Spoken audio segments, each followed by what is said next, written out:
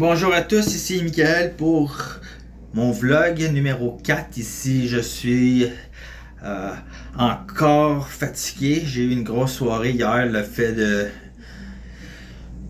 diviser mes tâches en conscience méditative, puis le fait de dormir puis me réveiller plus fatigué que quand je me suis couché, ça s'en vient un petit peu lourd. Je dors pas trop bien, je me fais réveiller, puis quand que je me réveille, ben je suis pas capable de me rendormir à cause de l'énergie est tellement de fréquence élevée, c'est comme même pas capable de décrire à quel point que je vibre.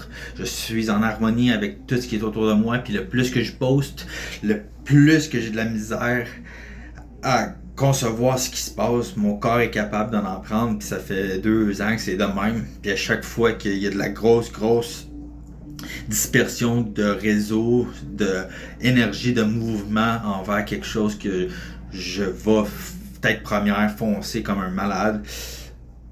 C'est hallucinant le côté de l'autre médaille qui est l'observateur.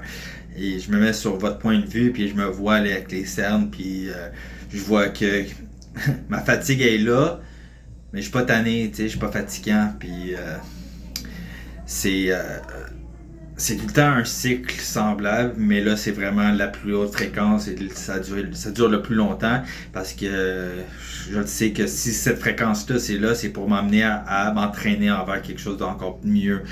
Puis je vais faire un segue pour mon premier épisode que je voulais décortiquer avec vous. Ça s'appelle dans le transportation voyagement astral, le parallélum. Fait que, tu sais, on va décrire c'est quoi une dimension. Une dimension, c'est ce qu'on est capable de voir, sensé, avec notre physiquement capable de toucher, l'odorat, notre intuition.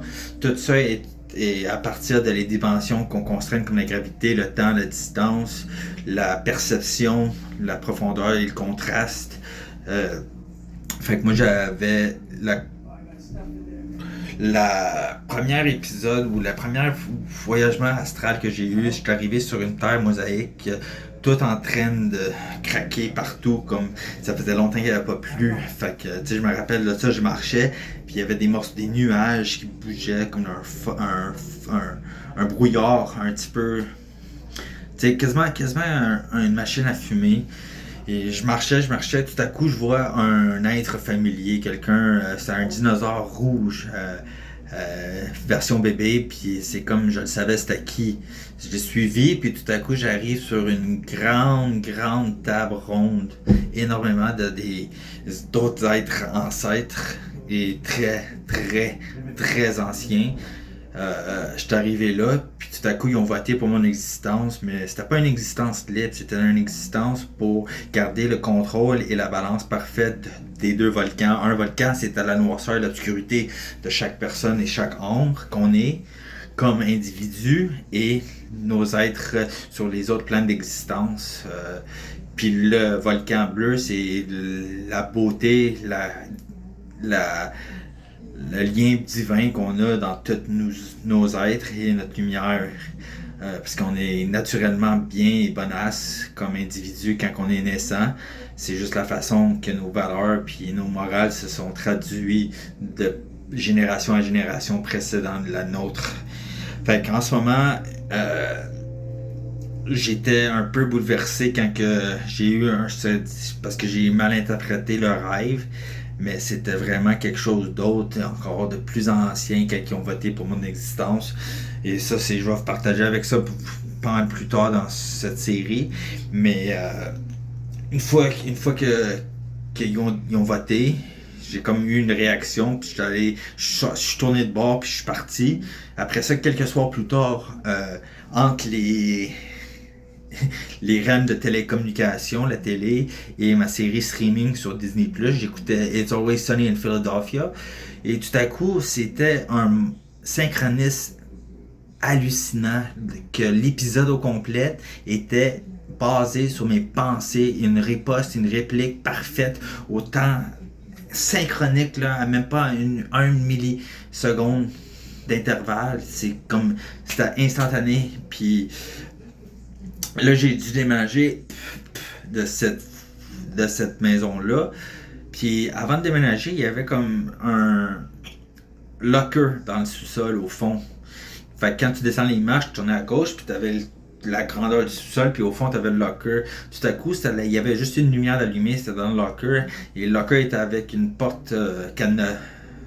Puis quand j'ai vu à travers la craque de la porte, j'ai vu un homme blond avec un chandail foncé. Puis je l'ai vu noir sur blanc, là, c'était comme clair comme de l'eau de roche. Fait que là, j'étais arrivé pour ouvrir la porte, puis j'ai défait le cadenas, j'étais arrivé, je suis rentré, puis j'ai tout fait, tout fait pour trouver, j'ai cogné sur les murs pour voir si c'était vide, les tuiles à terre, juste au plafond, puis je réussis pas à comprendre il était où ce gars-là, ce monsieur-là, je sais pas, mais il y avait quand même un lien d'appartenance parce que tu sais, voir quelqu'un là, la première réaction c'est pas de courir vers, c'est de questionner puis de s'en aller de cette place-là, tu sais, mais tu sais, c'était comme plus un observateur entre les dimensions, puis je pense que c'était vraiment un des êtres mis sur mon chemin pour me protéger. Et le fait aussi d'avoir vu mon serpent mystical quand que je le voyais sur les tuyaux d'eau, il faisait comme son rumeur en rond. Moi, je pensais que c'était une caméra de colonoscopie qu'il utilisait pour observer les gens dans le poker room en haut où que je restais. Et dans mon sous-sol, il y avait aussi mon chat qui était tout le temps en train de courir partout puis sauter en plein air pour quasiment capter comme les êtres d'autres planètes, là, c'est les autres êtres d'autres mondes et d'autres dimensions qu'on ne sait même pas encore. Puis même avec mon imagination, elle est très très vif, mais les rennes puis les différentes voyages astrales que j'ai pu avoir, c'est hors de ma conscience, c'est des années-lumière de ce que j'aurais pu jamais imaginer. Puis la première fois que j'ai trouvé ça vraiment capoté, c'était quand que j'ai changé de conscience avec mon chat. C'est arrivé tellement subconsciemment que j'ai eu ma première expérience de hors de corps. Fait que j'étais au-dessus de mon lit en train de me regarder. Tout à coup, je me vois en train de regarder mon chat qui regarde moi puis ma version sortie. Puis tout à coup, il y a eu comme genre un mélange. Puis ça s'est fait. Puis j'ai changé de perception, puis elle, sur le dessus, au-dessus de mon corps, a rentré et je m'observais comme si je jouais à Red Dead Redemption quand tu pèses les deux pitons, tu es capable de voir et différencier, à voir à travers les murs et voir à travers les portails. Fait que moi j'ai comme eu cette vision-là à travers les yeux de mon chat, puis j'étais conscient assez pour qu'elle bouge, puis qu'elle monte sur mon lit, puis là tout à coup je me suis réveillé, puis c'était comme ah, pas grave, c'est comme si c'était déjà arrivé, mais c'est la première fois que j'étais vraiment conscient, puis observateur, puis vraiment subjectif à cette expérience-là qui était l'une de beaucoup d'autres, puis le fait de constamment avoir des modes de réflexion quand que je suis en train de penser à ce que je ressens là, la fréquence est tellement élevée que ça me rapporte des souvenirs jusqu'à mon odorat. Mes sens sont tellement bouleversés puis sont tellement comme accumés de tout ce qui se passe, puis le plus que je pose, le plus d'énergie que ça me revient. C'est comme un tug of war, c'est le jeu avec les deux côtés d'une corde, puis on tire pour voir si on est capable de faire tomber l'autre clan. Ben, tu sais, moi, je suis au milieu, mais aussi, je joue ces deux côtés du clan. Fait que, tu sais, puis après ça, je suis lui qui observe tout ça, puis je suis aussi le spectateur, puis aussi, je suis les méthodes de télécommunication pour que les autres qui sont pas vraiment sur place, qui peuvent visionner tout ça. Fait que tu sais, juste en parlant de même, il y a 6-7 points de vue différents, sans compter le point parallélum de chaque individu, comment ils interprètent ce qu'ils sont en train d'observer. Fait que ce qui se passe, c'est vraiment le fait que je suis brûlé quand je me réveille le matin, mais aussi je me fais rappeler de ce que je vis, ce que je envisionne consciemment, et quand je suis dans mon état gamma, dans mon realm de REM, je suis complètement fessé Parce que même avec une imagination que tu es incapable de concevoir des bandes dessinées au point qu'il y en a qui sont vraiment bien tracées, il y en a qui sont en fait un petit peu plus ronds, il y en a qui c'est vraiment Picasso avec les pointes très très très aiguës.